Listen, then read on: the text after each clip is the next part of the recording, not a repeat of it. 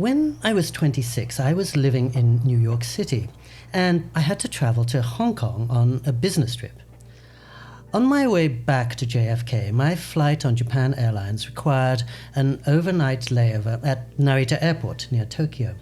It was the last thing I wanted. All I really wanted to do was to be back in my apartment and sharing my experiences with my friends, but I had no choice.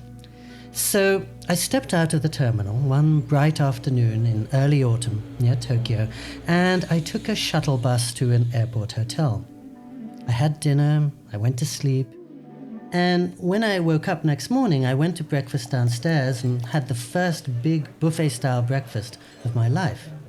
But after I'd finished, I still had 4 hours to kill before my connecting flight in early afternoon.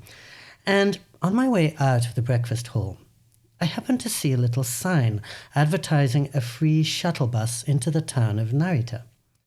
Seeing an airport town didn't sound exciting, but I had nothing else to do, and I was pretty sure I'd never be in Japan again.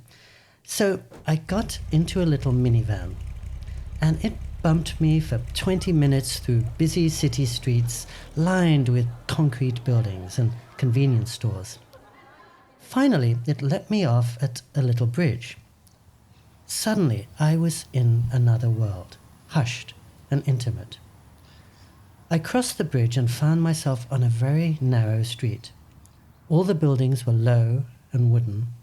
Shoes were laid out tidily at the entrance of every tatami mat restaurant. Through the picture windows at the back, I could catch flashes of red and gold, the first touches of the autumn. I followed this little riddle of lanes and found myself in front of a huge white pebble courtyard with a meditation hall at the far end. I'd never been inside a Japanese Buddhist temple before, so I went and sat in silence there for a few moments. Then I walked out and followed a few gravestones out to a temple garden as spacious as a park. It was a late October day, which meant that the skies were a rich, depthless blue, but the first pang of coming cold and winter sharpened the air. All around were kindergartners in pink hats and blue, scattering across the lawn, collecting autumn leaves. And something in that scene felt so familiar that I thought, I know this place. It knows me, and if I don't come back here, something in me is going to remain unresolved. Forever, I'll be in exile all my life. By the time I boarded my flight, just 3 hours later, I decided to move to Japan on the basis of one single unwanted morning in an airport town. I've been in Japan now for 34 years, and it's one decision I'll never regret. My entire life had turned around in the space of a morning.